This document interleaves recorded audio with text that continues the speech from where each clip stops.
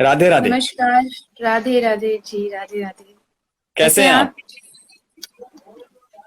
मैं ठीक हूँ, आप कैसे हैं? मैं भी बहुत अच्छा हूँ, बहुत अच्छा हूँ। अच्छा। सो पहले कुछ लोग आ जाते हैं, फिर हम शुरू करते हैं। जी। कैसा जा रहा है आपका लॉकडाउन? आ, फिलहाल तक तो बहुत अच्छा जा रहा है, क्योंकि कहीं ना कहीं बहुत बिजी रहते हैं कथाओं में, तो ऐसा टाइम बहुत कम मिलता है कि थोड़ा फ्री रहें, अपनी स्टडी कर सकें, रियाज कर सकें। तो मे भी बहुत लोग शिकायत करते होंगे कि बड़े बोर हो रहे हैं, लेकिन मुझे तो खूब आनंद आ रहा है। अच्छा टाइम बीत रहा है। सो जब आपको पहली बार मतलब जैसे आपके कानों में पड़ा कि लॉकडाउन होने वाला है, इतने दिनों का है, तो सबसे जी। पहली जो ख्याल मन में आया, एक विचार आया कि तो क्या था वो विचार, ये जानना चाहूंगा। आ, सबसे पहली बात तो यही थी, क्योंकि मैं एक प्रीचर हूँ और प्रीचिंग के लिए आपको एक सोशल गैदरिंग बहुत करनी पड़ती है, तब लोग आते हैं, आपसे जुड़ते हैं, सुनते हैं। तो पहला यही था कि कम से कम जब तक ये लॉकडाउन नहीं होता तब तक कथाओं से मुझे दूर रहना पड़ेगा। और जब आप किसी काम से या कह लीजिए भक्ति से जब आप प्यार करते हैं और उस चीज से आपको दूर रहना पड़े, तो कहीं ना कहीं दुख तो होता ही है। उनसे जुड़ने का कोशिश पूरी करती हूँ। जी। आपके कुछ भक्त लोग जुड़े हैं, आप उन्हें थोड़ा राधे राधे कर दीजिए, फिर हम बातचीत आगे करते जी, आप सब भक्तों को राधे राधे। बहुत सारे मैसेज आए, बहुत सारे लोग वेट कर रहे थे कि कब 4:40 हो और हम सब जुड़े। तो सबको राधे राधे। आशा है आप सब घर पे ही होंगे, सेफ होंगे, घर पे परिवार के साथ आप सभी आनंद ले रहे होंगे। हैं। सबसे पहले मैम आपका स्वागत है रेडियो सिटी इंडिया के ऑफिशियल इंस्टाग्राम हैंडल पे। जी, धन्यवाद। थैंक यू सो मच आने के लिए, ज्वाइन करने के लिए। अब मेरा पहला सवाल ये कि आप काफी सारे लोगों के लिए इंस्पिरेशन हैं, आपको काफी सारे लोग फॉलो करते हैं, मतलब मिलियंस में लोग आपको फॉलो करते हैं। जी। लॉकडाउन किस तरह से हमारे लिए बहुत फायदेमंद है, आध्यात्मिक कहूं या मैं सामाजिक कहूं, वो मैं आपसे जानना अच्छा। चाहूंगा। देखिए, मुझे लगता है, ये मेरा एक्सपीरियंस है कि जब भी हम कथाओं में जाते हैं और जब लोग पर्सनली जब मिलने आते हैं और आप उनसे कहते हैं कि थोड़ा भजन करिए, तो फर्स्ट पहला जो एक्सक्यूज वो देते हैं वो टाइम का होता है कि हम तो जॉब पे जाते हैं, हम तो स्टडी करते हैं, हम तो कॉलेज जाते हैं, तो हम नहीं कर पाते हैं। तो मेरे ख्याल से इस लॉकडाउन में पहला जो एक्सक्यूज है वो तो खत्म हो ही चुका है। आपके पास टाइम ही टाइम है। अब बस आप ये सोच रहे हैं कि उस टाइम को कहाँ यूज करें। बहुत सारे लोग आते हैं, पूछते हैं ये बताइए कि लॉकडाउन में क्या करना चाहिए। तो मेरे ख्याल से सबसे बेस्ट टाइम मुझे लगता है अध्यात्म के लिए, एक स्पिरिचुअलिटी के लिए बहुत अच्छा समय है। एकांत है, कोई डिस्टरबेंस नहीं है, कोई आप जॉब पे नहीं जा रहे हैं तो बॉस का कोई आपको कॉल नहीं आने वाला कि क्यों नहीं आ रहे हो। आप घर रहो, फ्री रहो। मैं ये नहीं कहती कि आप 24 घंटे भक्ति ही करते रहो, मुझे मालूम है कि वो पॉसिबल भी नहीं है। लेकिन आप कहीं ना कहीं कुछ टाइम अपना ऐसा निश्चित कर सकते हैं जहां आप अपने आप को अध्यात्म से जोड़ सकते हैं, सत्संग सुन सकते हैं, मोटिवेशनल बातें सुन सकते हैं, अच्छी अच्छी बुक्स पढ़ सकते हैं और अपने आप को कहीं ना कहीं भक्ति में, अध्यात्म में और अच्छा बना सकते हैं। मैं बात करूं मैम आपसे, तो आप जैसे भागवत बोलते हैं, इतने अच्छे प्रवचन देते हैं, ज्ञान हमको देते हैं, हमको भगवान के बहुत करीब ले जाते हैं। सो आपका कोई ऐसा एक्सपीरियंस रहा हो लाइफ को लेकर जो आप नहीं भूल पाते हैं अभी तक? नहीं, देखिए, एक्सपीरियंस तो ऐसा कौन है जो भक्ति से जुड़ा उसको ना होते हो। बट फर्क सिर्फ ये है कि मुझे ऐसा लगता है कि मुझसे बहुत बार लोग भी पूछते हैं आपने कभी भगवान को देखा है, कभी साक्षात उन्होंने दर्शन दिया है। देखिए, मुझे नहीं लगता कि भगवान कभी भी आपको अनुभव कराने के लिए कृष्ण रूप लेकर के, राम रूप लेकर के ही आएंगे। वो किसी भी रूप में आपको अनुभव करा सकते हैं। आपको जस्ट भगवान मतलब क्या, फील करिए, आप उनको अनुभव करिए। और जब आप अनुभव करते हैं तो आपको हर प्रकृति की चीज में आपको कहीं ना कहीं ये अनुभव होने लगता है कि भगवान कहीं मौजूद है। तो ऐसा कोई एक अनुभव हो ऐसा तो मैं नहीं कह सकती, बट हाँ, जब जब भी कभी भी उनकी जरूरत पड़ती है तो मुझे लगता है भगवान हमेशा साथ होते हैं। आप देश में विदेश में अलग अलग जगह कथाएं कहते हैं, आपकी जी। फैन फॉलोइंग है, लोग जानते हैं आपको। कोई एक ऐसा शहर या कोई एक ऐसी जगह जो आपके दिल के बहुत करीब हो, जहां आप अक्सर जाते हो कथा वाचन के लिए? वृंदावन से अच्छा कोई नहीं हो सकता है एक भक्त के लिए। मुझे लगता है वृंदावन उसका सब कुछ होता है। वैसे मैं वृंदावन से दूर नहीं रहती हूँ, मुश्किल से 40-45 किलोमीटर दूर मेरा घर है, लेकिन फिर भी उस वृंदावन में एक अलग ही आनंद है। मे बी शायद आप कभी गए हो ना आए हो, लेकिन जो वृंदावन आता है उसको, जैसे कहते हैं ना, किसी चीज में जादू होता है। और जब आप जी। वृंदावन की जो उसका बॉर्डर है उसी में जब आप एंट्री करते हैं तो कहीं ना कहीं आपकी जुबान पे अपने आप राधे राधे हरे कृष्णा वो आने लगता है। तो मुझे लगता है पूरी दुनिया में क्या, पूरे ब्रह्मांड में अगर मुझे सबसे प्रिय कोई स्थान है तो वो ब्रज भूमि वृंदावन बरसाना है। आप गौ सेवा से बहुत ज्यादा जुड़े हैं, मतलब मैं इस मामले में मैं आपको काफी ज्यादा अप्रिशिएट हमेशा करता हूं, और मैं लोगों से कहता भी हूं कि उन्हें इसके लिए हमेशा अपने लिए टाइम निकालना चाहिए। तो जी। गौ सेवा जो आप करते हैं, वो हाँ कहाँ जी। से आया कि कुछ ऐसा भी करना चाहिए? क्योंकि ये बहुत अलग है, और क्योंकि लोग दूर हटते हैं कहीं ना कहीं इन चीजों से कि हम क्यों करें, वक्त नहीं है, जी। समय नहीं है। और आप अपना बहुत ज्यादा समय निकाल कर इसको देते हैं, बहुत ज्यादा डेडिकेशन आप इसमें देते हैं। तो ये कहाँ से किया आपने शुरू, और कैसे हुआ ये शुरू? देखिए क्या था कि जब हम कथाओं में जाया करते हैं तो जिस भी शहर में जिस भी गांव में कथा होती है तो आसपास जो गौशालाएं हैं जहां ऑलरेडी गायों की सेवा होती है, वहां लोग बुलाते थे, निमंत्रण देते थे कि हमारी गौशाला में आइए। तो अक्सर जाने का मौका मिलता था। लेकिन जब उन गौशालाओं में जाते और वहां जाकर के गायों की हालत देखते थे, कोई गाय भूखी पड़ी है, किसी को कैंसर है तो बीमार पड़ी है, कई गाय सड़कों पर रोड में एक्सीडेंट में मर जाती है, तो मन में फिर विचार आया, वैसे भी सनातन धर्म कहता गावु विश्वस्य मातरः, गाय विश्व की माँ है, तो सेवा करनी चाहिए। लेकिन फिर सोचा कि गौशालाएं तो ब्रज में बहुत सारी है, ऑलरेडी बहुत लोग सेवा कर रहे हैं, तो कुछ हटके किया जाए जिससे गौशालाओं को भी हेल्प मिले। तब उस आइडिया से, उस एक विचार से ये एक हॉस्पिटल हमने शुरू किया जिसमें सिर्फ बीमार गायों की सेवा होती है। जो भी गाय, हमारा ये जो हॉस्पिटल है ये हाईवे पे पड़ता है, नेशनल हाईवे पे, तो हाईवे ओके। पे कई बार गायों की एक्सीडेंट हो जाता है, ट्रक मार के चले जाते हैं, तो उनको लेकर के आना, फिर उनका ट्रीटमेंट करना। तो गाय से शुरू किया, लेकिन धीरे धीरे धीरे यहाँ पर कुत्ते, बिल्लियां, बंदर, मोर सब आने लगे, तो अब ये एक प्रॉपर एनिमल हॉस्पिटल है, जैसा एक वेटनरी हॉस्पिटल होता है। यहाँ सारे पशुओं की, विशेषकर गाय की, बाकी सबकी यहाँ पे सेवा की। मैम, किसी ने कमेंट किया है कि वो ज्वाइन करना चाहती है अगर आपका अस्पताल, तो किस तरह से वो ज्वाइन कर सकती हैं? देखिए आप सबसे पहले तो पहले यहाँ एक बार आइए, क्योंकि जब तक आप यहाँ आके देखते नहीं है, आप खुद उसका जब तक अनुभव नहीं कर पाते हैं, तब तक आप ये निर्णय नहीं ले सकते कि आप यहाँ की सेवा करना चाहते हैं। तो आप एक बार यहाँ जरूर पधारिए होडल हरियाणा में, और आकर के यहाँ कुछ 2-4 दिन रह करके खुद सेवा करके देखिए, और अगर आपको लगता है कि आप यहाँ सेवा कर पाएंगे रह करके, तो फिर आगे का प्रोसेस आपको यहाँ के बता दिया जाएगा। अब मैं ये जानना चाहूंगा कि भगवान को महसूस करने का सबसे अच्छा तरीका क्या है? नेचर, प्रकृति, मेरे हिसाब से उससे अच्छा आप भगवान को कहीं भी महसूस नहीं कर सकते। वायु, जब आप एक ठंडी हवा में बैठते हैं या बारिश में बैठते हैं, तो वो चीजें आपको कहीं ना कहीं भगवान से जोड़ती हैं। और मैं खुद एक प्रकृति से बहुत प्रेम करने वाला जीव कह सकते हैं, क्योंकि पशु भी उसी प्रकृति में आते हैं।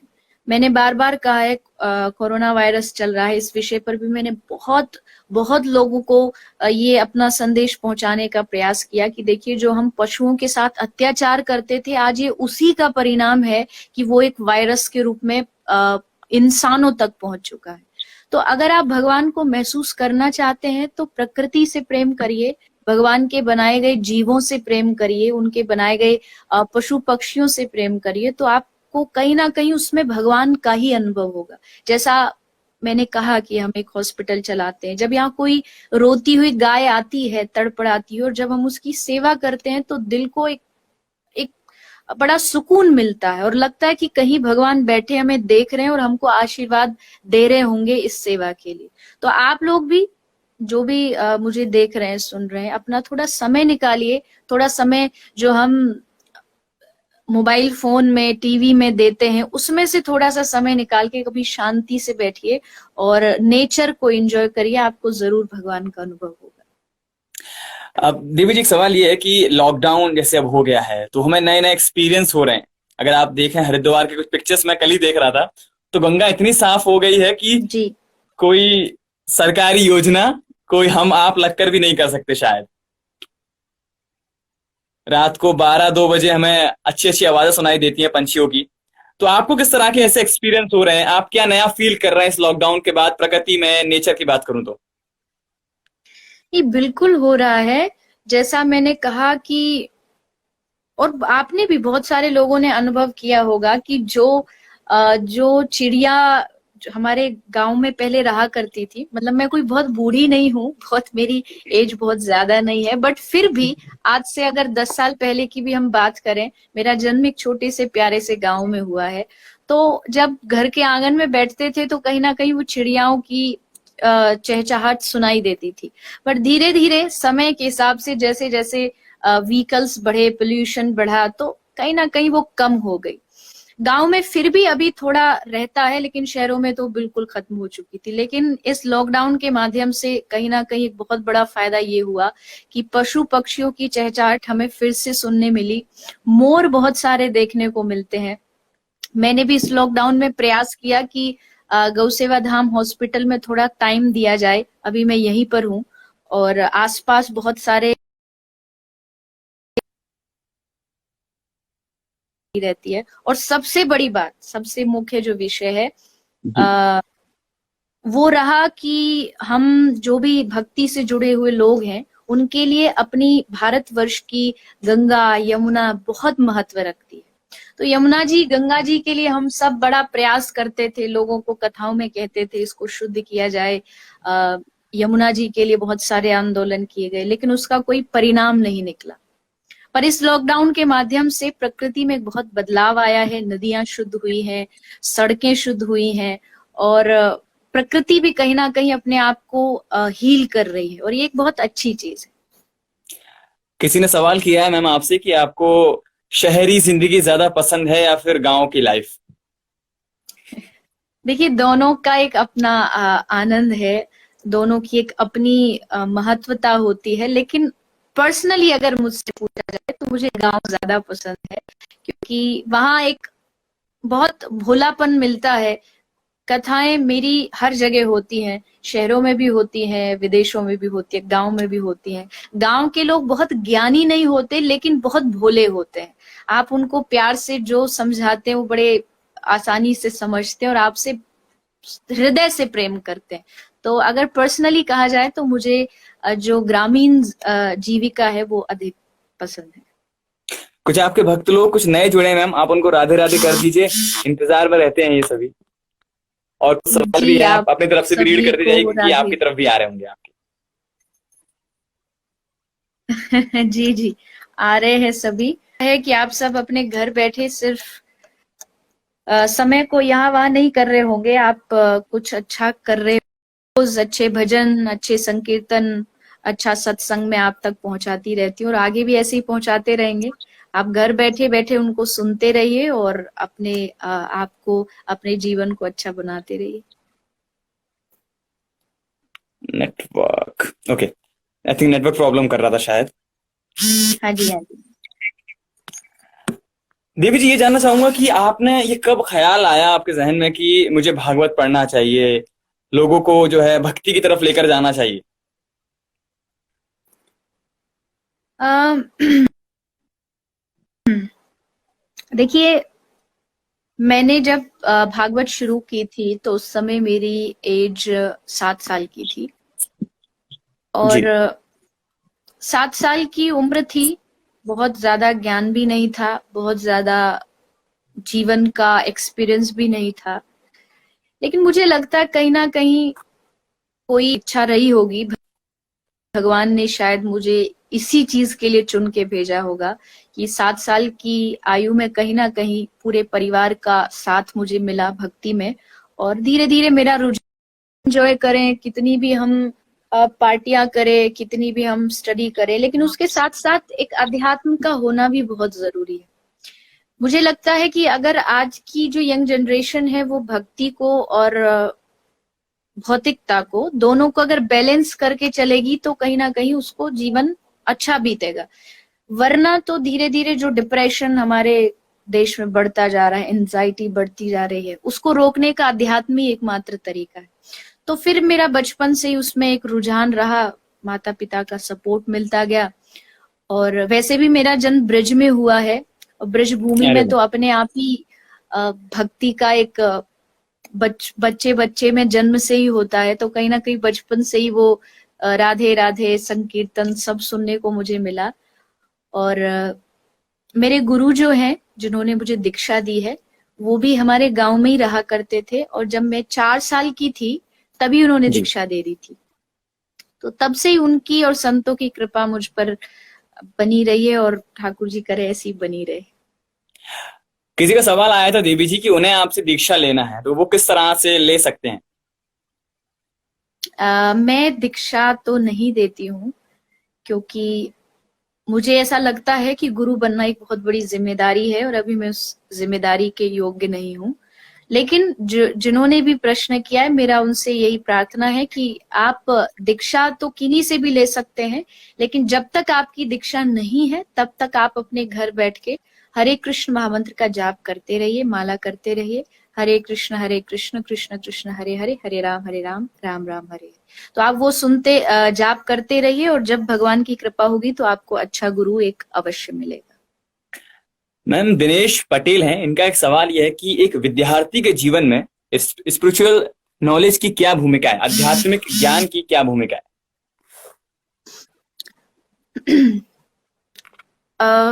आप सबने बहुत सारे टेररिस्टों के अटैक्स जो हुए हैं ऑल ओवर वर्ल्ड में, उनको सुना होगा, चाहे वो 9/11 हो, या हमारे मुंबई में हुआ हमला हो, या फिर पार्लियामेंट में हुआ हमला हो, जो बड़े अटैक्स हैं। अगर आप उनकी हिस्ट्री जानेंगे और उनके जो मास्टरमाइंड्स हैं उनके बारे में अगर आप जानने का प्रयास करेंगे, तो आपको पता लगेगा वो सब एक से बढ़कर एक पढ़े लिखे लोग थे। एक वर्ल्ड का सबसे बड़ा जो आतंकवादी माना जाता था ओसामा, उसने भी फौरन जाके डिग्री हासिल की। स्टडी सबके पास थी, इनके पास, लेकिन जैसा कहते हैं ना, एक चाकू हो, आप उस चाकू को आगे से बहुत शार्प कर दो, लेकिन उसमें अगर पीछे पकड़ने का हैंडल नहीं डालोगे तो वो चाकू आपके हाथ को काट सकता है। बिल्कुल। सेम वे में जो स्टडी है, जो एजुकेशन है, वो आगे से तो बहुत अच्छी तरीके से पढ़ाई जा रही है, लेकिन जो आध्यात्मिक ज्ञान अगर पीछे उसमें नहीं डाला जाएगा तो वही एजुकेशन हमारे लिए बहुत डेंजरस हो सकती है, और वो होती भी है। बहुत माइंड अच्छा है, शार्प है, लेकिन उसको गलत काम में यूज कर रहे हैं। तो मुझे लगता है कि अध्यात्म का होना एजुकेशन में बहुत जरूरी है। एजुकेशन का मतलब केवल इंफॉर्मेशन रट लेना नहीं होता है, बल्कि लाइफ की वास्तविकता को जानना, मुझे लगता है सच्ची एजुकेशन है।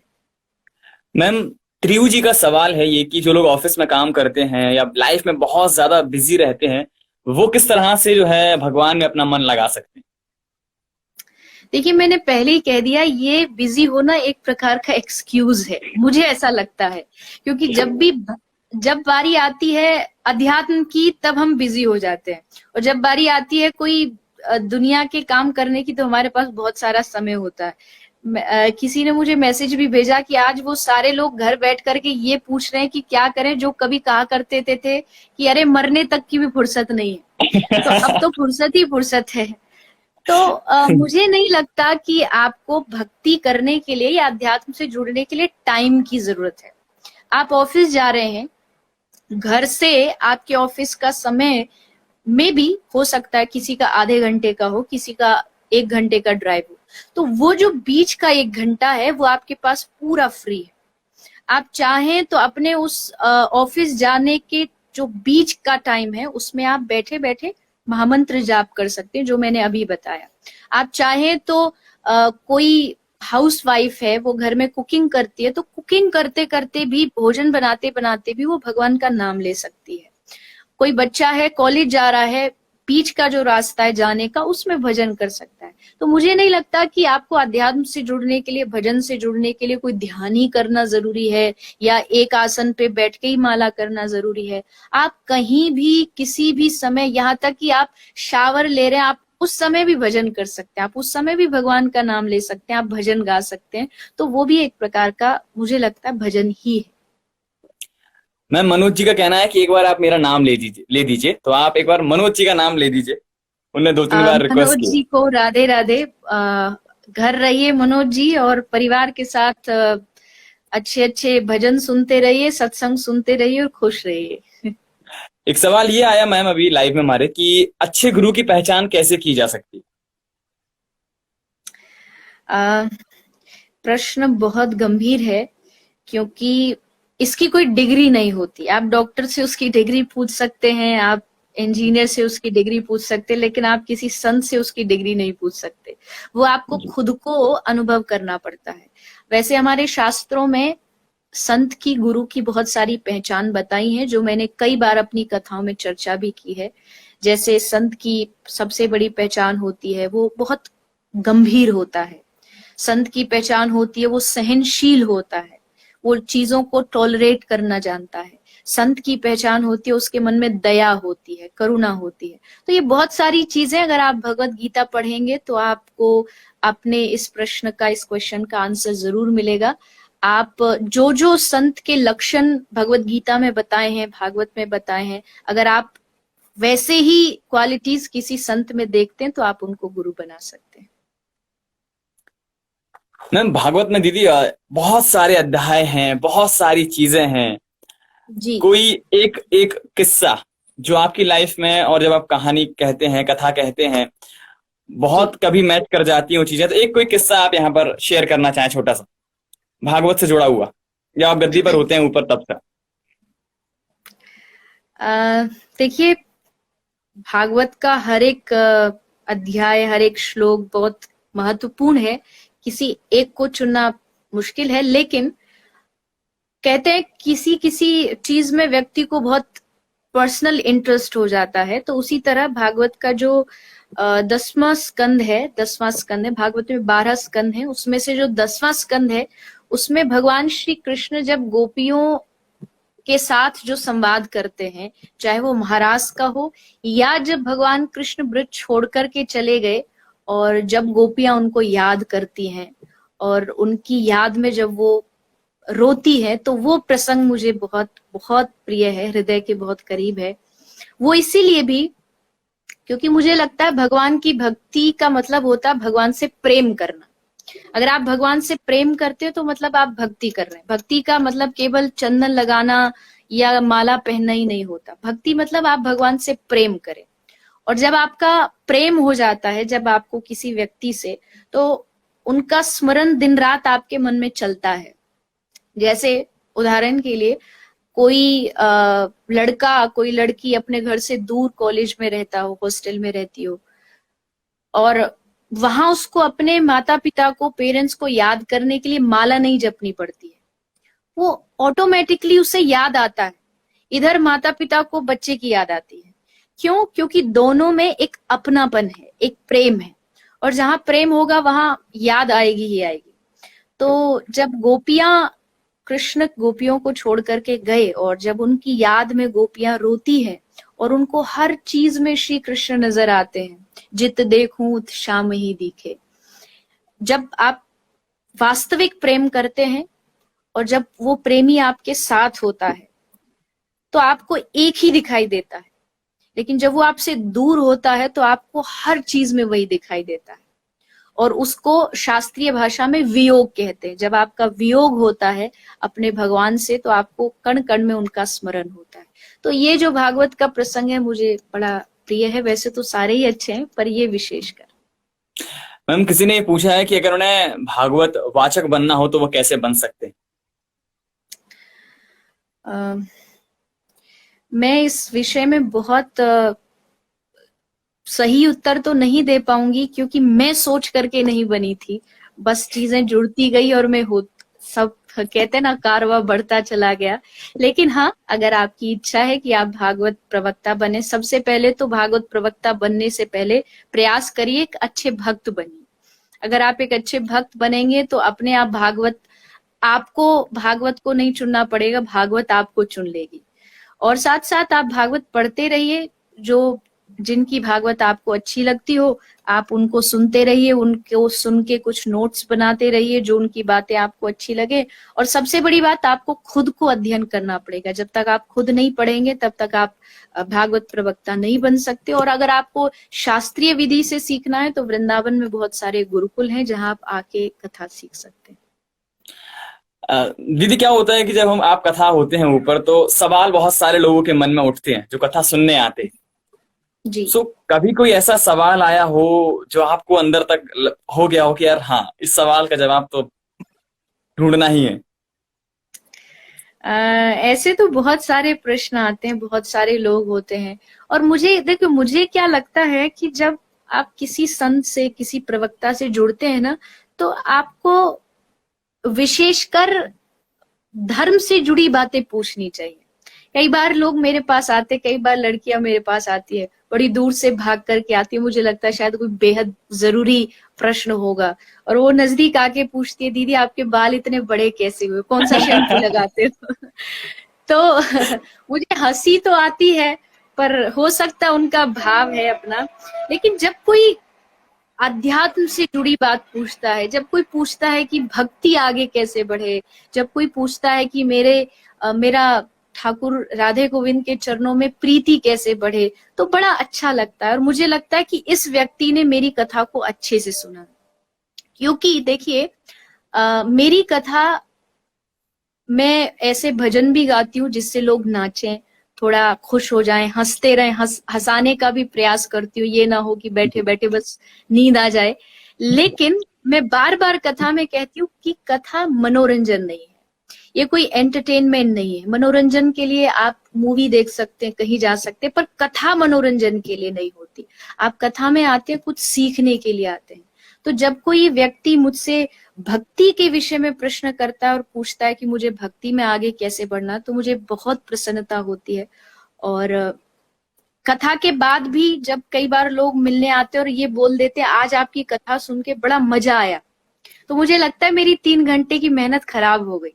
क्योंकि कथा सुन के अगर केवल मजा ही आया तो कथा सुनना बेकार। कथा सुन के कुछ मन में ये भाव आए कि अब मैं और क्या करूं कि मेरा जीवन और अच्छा हो जाए। तो ऐसे प्रश्न भक्ति से जुड़े हुए जब भी मेरे पास आते हैं तो मुझे बेहद प्रसन्नता होती संगम जी लिखते हैं मैम कि क्या आप कान्हा जी और यशोदा मैया का छोटा सा प्रसंग सुना सकती हैं? है। वैसे तो ये कथा अभी विराम हुई पड़ी। अभी एक प्रश्न मुझे दिख रहा था, कई बार दिखा है कि अगली कथा कब होने वाली है। तो जी। देखो, ये तो शायद मैं क्या, कोई नहीं बता सकता अभी अगली कथा कब होने वाली है। ये सिचुएशन पे डिपेंड करता है, जैसे जैसे ये सब ठीक होगा तो कथा होगी। तो चलिए, छोटी सी एक यशोदा मैया और ठाकुर जी की एक बड़ा प्रिय संवाद है। दीपदान एक उत्सव होता है। दीपदान मतलब आप दीपावली के समय दिया लेके जाते हैं और उसको यमुना जी में प्रवाहित करते हैं। तो श्री ठाकुर जी अपनी यशोदा मैया के साथ दिया लेकर के यमुना जी पर गए। पर यशोदा मैया जानती थी बचपन से ही कि कन्हैया बड़ो उद्यमी है, ये ब्रज भाषा है। तो यशोदा मैया कहती है लाला को कि लाला देख, मैं जा रही हूँ गोपियन के संग दीपदान देने के लिए, पर तू उधम मत करियो, यहीं किनारे पे बैठो रहियो और हिलियो मत यहाँ तक। तो ठाकुर जी बोले हाँ हाँ मैया, तू तो जाने में बहुत सूदो हूँ, जैसे तू कहेगी वैसे ही करूंगा। मैया बोली हाँ वो तो मुझे पतो कितनो सीधो है, पर यहाँ से हिलियो मत। तो ठाकुर जी बैठ गए, गोपी और यशोदा मैया आगे गई और सबने जाके दिया लेकर के यमुना जी में प्रवाहित। अब जैसे दिए को प्रवाहित किया तो दिए आगे बढ़ते रहे, पर गोपियों की नजर गई, दृष्टि गई तो देखा कि थोड़ी दूर जाके दिए दिखने बंद हो गए, डूब गए, क्या हुआ पता नहीं। तो दूसरी गोपी ने नजर घुमा के देखी तो देखा कृष्ण खड़े थे यमुना के अंदर और सारे दियों को अपने हाथ में लेके खड़े थे। सारे दिए उनके हाथ में थे और यमुना जी में अंदर खड़े थे। तो यशोदा मैया भाग के आई, दौड़ के आई और फिर लाला को डांट लगाई कि तो को कह के गई कि भीतर मत जाइयो, तो तू अंदर क्यों आया। तो ठाकुर जी ने जो जवाब दिया, जो उत्तर दिया, वो बड़ा अद्भुत है। भगवान श्री कृष्ण ने यशोदा मैया को कहा कि मैया ये दिए पानी में बह रहे थे, डूब रहे थे और इनका मुख जो था, मुंह जो था वो मेरी तरफ था, और मैया जिसका मुख मेरी तरफ हो मैं उसको कभी डूबने नहीं देता हूँ, ये मेरी प्रतिज्ञा है। क्या बात। तो ठाकुर जी ये कहकर के सारे दिए को अपनी गोद में उठा लेते और मैया भी प्रसन्न हो जाती है। तो कहीं ना कहीं इस लीला से ये भी शिक्षा मिलती है कि डूबते हुए को भी अगर कोई बचा सकता है तो उसका नाम कृष्ण है। बस शर्त एक है कि जैसे दियों का मुख कृष्ण की ओर था, आपके जीवन का मुख भी कृष्ण की ओर होगा तो भगवान आपको कभी भी किसी हालत में कहीं भी गिरने नहीं देंगे। बहुत अच्छा। काफी सारे लोग ये कह रहे हैं देवी जी कोई भजन अगर आप सुना दें तो बड़ा अच्छा हो जाएगा इन सब के लिए। चलिए, आज तो लगता है मुझे पूरी कथा ही हो जाएगी, सब कुछ कथा भी, प्रसंग भी, ये सब भजन। तो मैं एक दो लाइन सुना देती हूँ जी। संकीर्तन की, जिसके माध्यम से आप सब भी ठाकुर जी का नाम ले सकते हैं।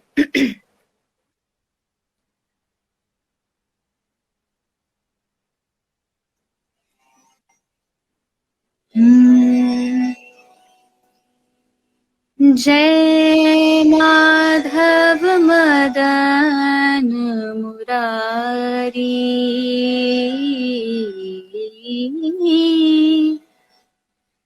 माधव मदन मुरारी,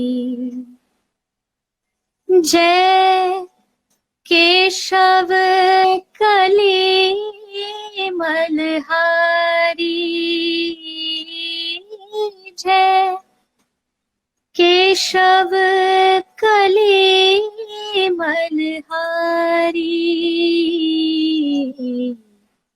माधव मदन मुरारी,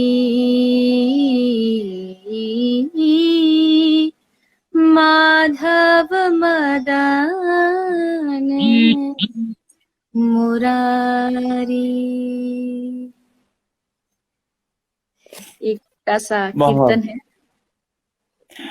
एक किस्सा मेरे पास है, मैं यहाँ पर बताना चाहूंगा। आपसे आज बात हो रही है, सामने है आप तो। जी। मैं 11th क्लास में था और 2 बजे आपकी कथा आती थी टीवी पर। अच्छा। तो मैं स्कूल से आता था और बैग फेंक के पहले कथा देखता था, बाद में कपड़े उतार के खाना वाना खाना ये सब। तो मतलब मैं आपको काफी सालों से फॉलो कर रहा हूँ, काफी सालों से। जी, और मेरी बहुत बहुत मम्मी आपको बहुत धन्यवाद। फॉलो करती है। मेरी मम्मी आपको बहुत फॉलो करती है, बहुत ज्यादा। जी, आप कहाँ से हैं वैसे? मैं ग्वालियर से हूँ और इस वक्त मैं यूपी में रहता हूँ, गोरखपुर में। अच्छा अच्छा। सो मेरी बड़ी तमन्ना थी कि आपसे एक बार बात हो जाए, तो फिर आपसे हो गई आज। देवी जी, जी। ये जानना चाहूंगा कि कृष्ण के जो जीवन है, काफी सारे मतभेद होते हैं हर चीज को लेकर। आप किस तरह से देखती हैं, क्योंकि आपने उन्हें काफी करीब से देखा है। आप किस तरह से देखती हैं उन्हें और किस तरह से चाहती हैं कि लोग उन्हें देखें? अ, भागवत में एक श्लोक आता है, एते चांस कलह पुंस कृष्णस्तु भगवान स्वयं इंद्रारिव्याकुलम लोकम मृडयंती युगे युगे। और वैसे भी हमारी शास्त्रीय परंपरा में कृष्ण को पूर्ण अवतार कहा जाता है। अवतार बहुत सारे हुए हैं, 24 अवतार, लेकिन कृष्ण उनमें पूर्ण अवतार है। और उनको पूर्ण अवतार इसलिए कहा गया है क्योंकि कृष्ण हर चीज में पूर्ण है। कृष्ण वैराग्य में पूर्ण है, तो कृष्ण जैसा कोई गृहस्थी नहीं हो सकता, 16,108 रानियां। तो कृष्ण जैसा कोई ब्रह्मचारी भी नहीं हो सकता, कृष्ण जैसा कोई योद्धा नहीं हो सकता, तो कृष्ण जैसा कोई डरपोक भी नहीं हो सकता जो रणभूमि छोड़ के भाग गए और नाम रण छोड़ पड़ गया। यानी कृष्ण को अगर हर एंगल से देखा जाए तो वो हर तरफ से पूर्ण है। एक तरफ माता यशोदा को कह रहे हैं कि मैया मुझे भूख लगी है, और दूसरी तरफ वो पूरे ब्रह्मांड का पेट भरते। एक तरफ वो अपने आप को एकदम अज्ञानी जैसा दिखाते हैं, वहीं दूसरी तरफ कुरुक्षेत्र की भूमि पर जहां युद्ध चल रहा हो और उसके बीच में खड़े होके अर्जुन को भगवत गीता का ज्ञान दे रहे हो। तो ये बहुत सारी कृष्ण की अलग अलग एंगल से एक अलग अलग व्यक्तित्व हैं। और अगर कृष्ण को पूर्ण रूप से किसी ने जान लिया, यद्यपि कृष्ण को पूर्ण कोई जान ही नहीं सकता, वेद भी नेति नेति कह के थक जाते हैं कि हम इनको पूर्ण जान नहीं सकते, लेकिन अगर प्रेम होगा जीवन में, जैसे गोपियां, जैसे मैंने गोपियों का उदाहरण दिया, गोपियों ने कृष्ण को जाना, जबकि गोपियां कोई बहुत बड़े गुरुकुल में पढ़ी हों, बहुत शास्त्र की बातें करती हूँ, ऐसा कुछ नहीं, लेकिन कृष्ण मेरा है ये सोच करके, ये भाव लाते ही गोपियों को सारा ज्ञान अपने आप आ गया। तो मुझे लगता है कृष्ण जैसा व्यक्तित्व संसार में अवतारों में आज तक कोई न हुआ और शायद कभी हो भी नहीं सकता, क्योंकि कृष्ण हर रूप से पूर्ण है। अब बात आती है कि कुछ लोग इस पर तर्क करते हैं कि कृष्ण ने चोरी क्यों की, कृष्ण ने महारास क्यों किया। तो देखिए, अब आप केजी में पढ़ने वाले बच्चे को अगर पीएचडी की पढ़ाई पढ़ाओगे तो वो नहीं समझ सकता है, वो उसके आउट ऑफ सिलेबस है। तो वैसे ही कृष्ण भी कुछ ही लोगों के सिलेबस में फिट होते हैं। जो ज्ञानी है, जो तत्ववेत्ता है, उनके बुद्धि में कृष्ण नहीं आ सकता, लेकिन जो प्रेमी है उसकी बुद्धि में, उसके मन में कृष्ण आ सकता है और वो कृष्ण को समझ भी सकते हैं, जैसे गोपियों ने समझा। देवी जी, ये कहा जाता है कि जिंदगी में कभी भी कोई परेशानी आए तो आप गीता पढ़ लीजिए, महाभारत सुन लीजिए, या आप किसी भी श्लोक या कुछ को भी अपने लाइफ में ले आइए। तो ये किस तरह से काम करता है आपके हिसाब से हमारी जिंदगी में? देखिए, जब आप कोई भी सामान खरीदते हैं, भले वो आपके जीवन से जुड़ा, खासकर इलेक्ट्रॉनिक कोई सामान खरीदते हैं, आप मोबाइल खरीदते हैं, तो हर एक सामान के साथ एक मैनुअल बुक आती है जिसमें उस चीज को ऑपरेट करने का एक सही तरीका होता है कि आप ये बटन प्रेस करिए तो ऑन होगा, ऑफ होगा। उसी तरह मानव जीवन का भी एक ऑपरेट करने का तरीका हमारे शास्त्रों में बताया है, जैसे भगवत गीता। अब जीवन में परेशानी है, हमारा माइंड स्थिर नहीं है, अब क्या करें, उसको बताने के लिए हमारे शास्त्रों ने पहले ही भागवत गीता, रामायण का निर्माण कर दिया, और उसमें पूरी तरह से लिखा है कि आपको कब क्या कैसे करना चाहिए। मन अशांत है तो क्या करे, भक्ति करनी है तो क्या करे, ये सब चीजें हमारे ऋषि मुनि बहुत पहले से लिख चुके हैं। तो अगर आप उस तरीके से अगर शास्त्रों को पढ़ेंगे तो आपको अपने जीवन के हर प्रश्न का उत्तर, हर समस्या का समाधान आपको भगवत गीता में प्राप्त हो जाएगा। और मुझे लगता है कि अगर आप हिंदू हैं तो हिंदू होकर के आपको भगवत गीता पढ़ना बहुत आवश्यक है। तब जाकर के आप अपने धर्म को भी जान पाएंगे और अपने जीवन की समस्याओं से भी कहीं ना कहीं निकल पाएंगे। हमारी छोड़िए, अर्जुन युद्ध भूमि के बीच में खड़ा है, यानी युद्ध चल रहा है और वहां से वो बैकआउट करने की सोच रहा है कि मैं अब ये छोड़ के भागू यहां से, मेरे बस की बात नहीं। धनुष फेंक दिया, सरेंडर कर दिया कि कृष्ण माफ करो, मैं जा रहा हूं यहां से। मेरे सामने कौन खड़े हैं, मेरे गुरु, मेरे बड़े अपने खड़े, मैं कैसे लड़ू इनसे, कैसे मारू इनको।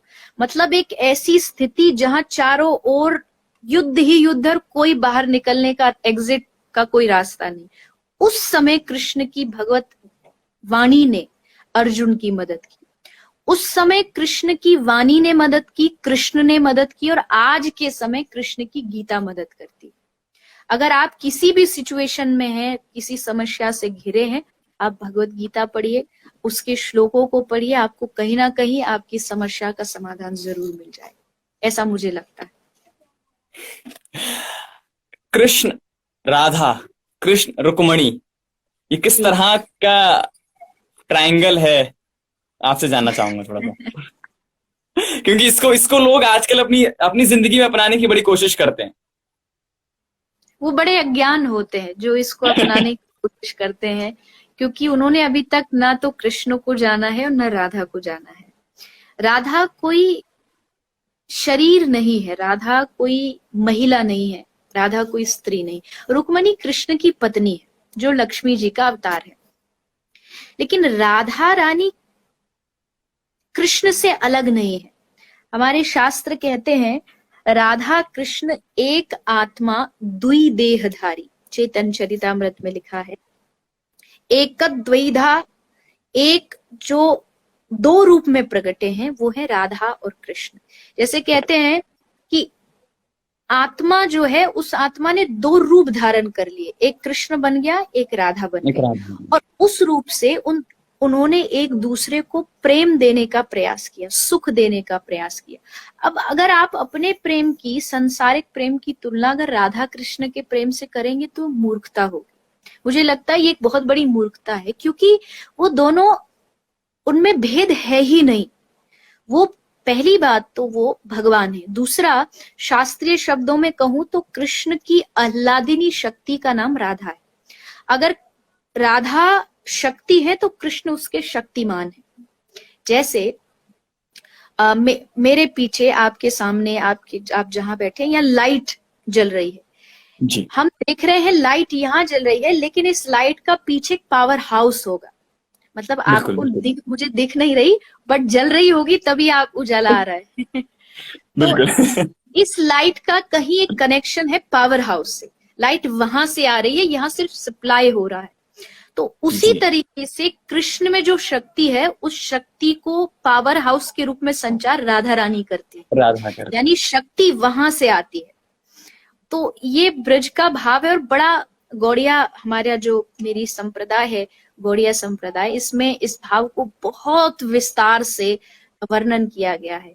तो मुझे लगता है सबसे पहले तो जो लोग इस बात को सोचते हैं, कई लोग कहते हैं राधा रानी को कृष्ण ने धोखा दे दिया, छोड़ के चले गए, विवाह औरों से कर लिया। ये कोई साधारण आदमी की कहानी नहीं है कि उसने प्रेम किया, धोखा दिया, ब्याह उससे कर लिया। ये कोई मनुष्य की कहानी नहीं है।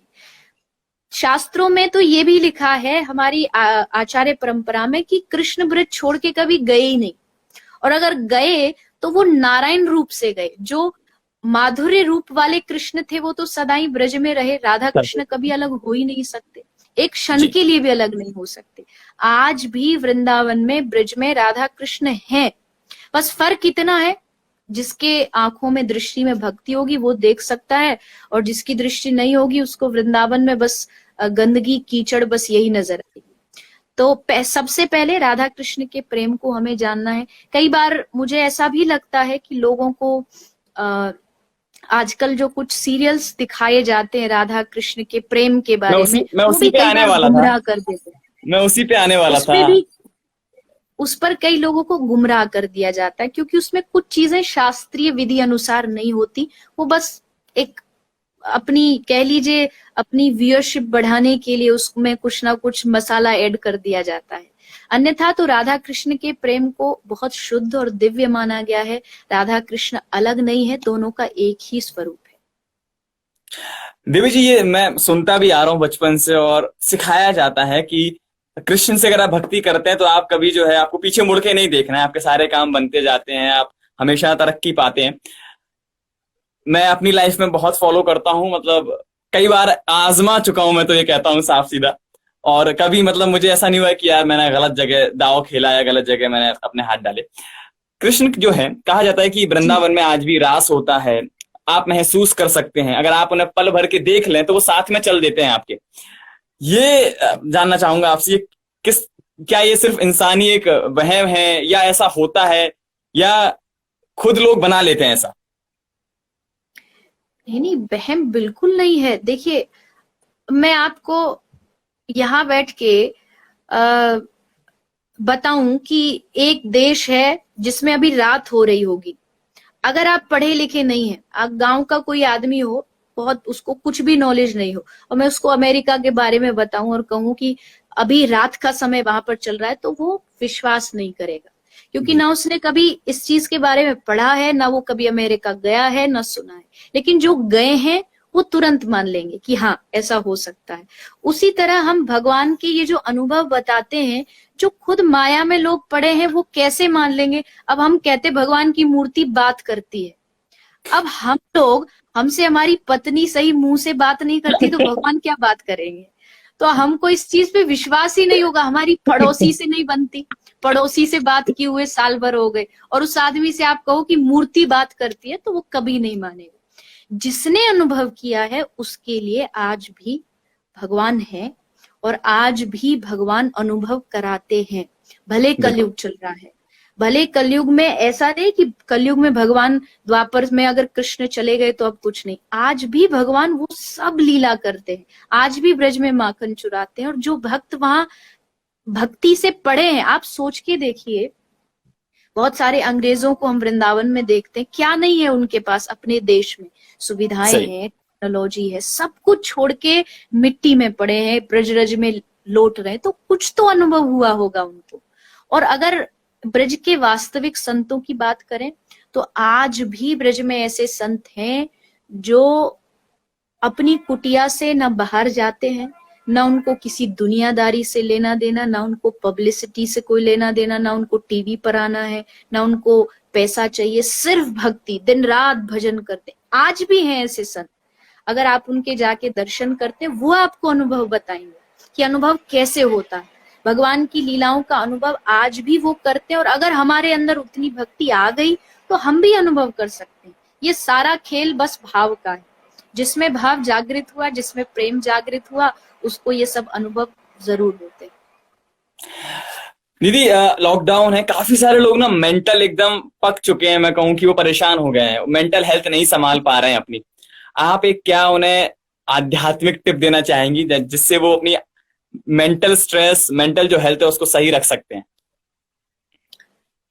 मुझे लगता है ये वही लोग हैं, जब लॉकडाउन खत्म हो जाएगा तो ये अपने फेसबुक पर पोस्ट करेंगे कि missing those days, missing lockdown days. तो क्यों पता नहीं, लोगों के पास जब भी जो होता है उसकी उसकी महत्व वो समझ नहीं पाते हैं, और जब वो बीत जाता है तब वो उन दिनों को याद करते हैं। अभी वो याद कर रहे होंगे हम ऑफिस जाने को मिस कर रहे हैं, हम ये मिस कर रहे हैं, और जब ऑफिस जाने लगेंगे तब इन दिनों को मिस करेंगे। तो मुझे लगता है कि जिनको भी ऐसा अनुभव हो रहा है, सबसे पहले अपना एक टाइम टेबल निर्धारित करिए, अपना एक टाइम टेबल बनाइए। ऐसा नहीं हो कि आपका 24 घंटा बस खाने में, सोने में और बस नेटफ्लिक्स देखने में ही गुजर जाए। थोड़ा सा समय निकाल करके अपने आप को एक टाइम टेबल निश्चित कर लीजिए। मनोरंजन का समय, भक्ति का समय, एक्सरसाइज का समय, संकीर्तन का समय, बच्चों का फैमिली टाइम, ये सब अपना निश्चित कर लीजिए। अगर आप टाइम टेबल निश्चित करके दिन में चलेंगे तो आपको कहाँ अपने आप को आप डिप्रेस महसूस कर पाएंगे। आप देखेंगे कि आपके पास 24 घंटे भी कम पड़ जाएंगे कि अब मैं, मेरे पास और समय हो तो शायद मैं और कुछ ज्यादा कर सकूं, मैं भजन कर सकता हूँ। अगर आप एक अच्छे संगीत प्रेमी हैं तो आप अच्छा संगीत सुनिए, आप अच्छे रीडर हैं तो अच्छी पुस्तकें पढ़िए, आप गा सकते हैं तो आप अच्छे अच्छे भजन गाइए, जो जिसमें आपकी रुचि है वो गाइए। तो अगर आप अपना टाइम टेबल निर्धारित करेंगे तो कहीं ना कहीं आप इस बोरिंग समय से निकल पाएंगे और अपने इस लॉकडाउन को अच्छा बना पाएंगे। मैम, कुछ लोग नए जुड़े हैं, आप एक बार इन्हें राधे राधे बोल दीजिए, फिर हम एक और कुछ सवाल लेते हैं। जी, सभी भक्तों को मेरा राधे राधे। एक भाई पूछ रहे, भगवान कृष्ण मुझे मिलेंगे? नहीं मिलेंगे, जरूर मिलेंगे। अगर आप भक्ति करेंगे तो जरूर मिलेंगे। आप भगवान से जुड़े रहिए, उनसे प्रार्थना करते रहिए, तो आपको जरूर उनकी प्राप्ति होगी। दीदी, ये जानना है, एक सवाल ये है कि अब लॉकडाउन कुछ दिन में खत्म हो सकता है या बढ़ सकता है, जो भी होगा, जी, आप सबसे पहला काम क्या करने वाले हैं लॉकडाउन जो खत्म हो जाएगा उसके बाद? मैं सबसे पहले जी। बरसाने जाने वाली हूँ। मेरी बहुत दिनों से इच्छा थी, क्योंकि लॉकडाउन जब शुरू नहीं हुआ था उससे पहले लगातार मैं कथाओं में व्यस्त थी, और शायद लॉकडाउन से 1 या 2 दिन पहले ही मैं घर पहुंची थी। तो ये इच्छा थी कि जाके बरसाने जाना है, श्री जी के दर्शन करके आने, लेकिन लॉकडाउन हो गया। और उसके बाद तो ज्यादा दूर नहीं है बरसाना, लेकिन फिर भी एक जिम्मेदार नागरिक होने के नाते हमें अपनी इन रिस्पॉन्सिबिलिटीज को निभाना चाहिए कि अगर घर है तो घर ही रहना चाहिए। तो सबसे पहला तो बिहारी जी और बरसाने धाम का दर्शन, और उसके बाद ठाकुर जी से मैं प्रार्थना तो यही करती हूँ कि बहुत जल्द सब ठीक हो जाए, क्योंकि बिना कथा के जीवन अधूरा सा लगता है। तो बहुत जल्द सब ठीक हो और कथाएं फिर से वैसी होने लगे, और हम सब फिर एक एकत्रित होकर के वैसे ही आनंद लें, सब झूमे, पंडाल में भगवान नाम का संकीर्तन करें। कई लोग ऐसा भी बोलते हैं, मैंने बहुत सारे लोगों को ये भी कहते हुए सुना होगा कि अरे इस समय तो इन कथाकारों का धंधा ही ठप हो गया, अब क्या करेंगे, और इनका तो बिजनेस बंद हो गया। तो देखो, मेरा उन लोगों से कहना है, धंधा तो सभी का बंद है इस समय, पर हम धंधा नहीं करते हैं। कथा, जी। मुझे लगता है कथा हमारा जीवन है, और जब जीवन का एक हिस्सा आपसे दूर होता है तो कहीं ना कहीं आप उसको याद जरूर करते हैं।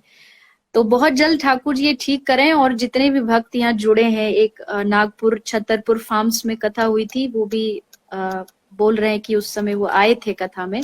तो ऐसे ही जितने भी भक्त हैं जो इंतजार कर रहे हैं वैष्णव, उन सब तक पुनः हम कथा पहुंचा सकें, आस्था के माध्यम से, चैनल के माध्यम से आप सबको कथा सुनाएं, ऐसा प्रार्थना है।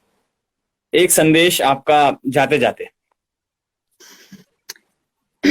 बस मेरा एक ही संदेश है, ये जो समय मिला है मुझे नहीं लगता कि लाइफ में दोबारा मिलने वाला है। हम एक ऐसे समय में बैठे हैं जहां आप शायद अपने आगे आने वाले पोता पोतियों को भी इस समय के बारे में, इतिहास के बारे में बताएंगे कि एक ऐसा समय आया था जब हम घर में बंद थे, हमसे कहा गया था जीवन बिताना बचाना है तो घर में रहिए। तो इस समय को जितना हो सकता है जी लीजिए, समय बार बार नहीं आएगा, और किसी भी तरीके से समय व्यर्थ मत करिए। भले लॉकडाउन है, भले आप घर में, लेकिन बहुत ऑप्शन है आपके पास कुछ अच्छा सीखने का, कुछ अच्छा करने का। इस समय को वेस्ट मत होने दीजिए।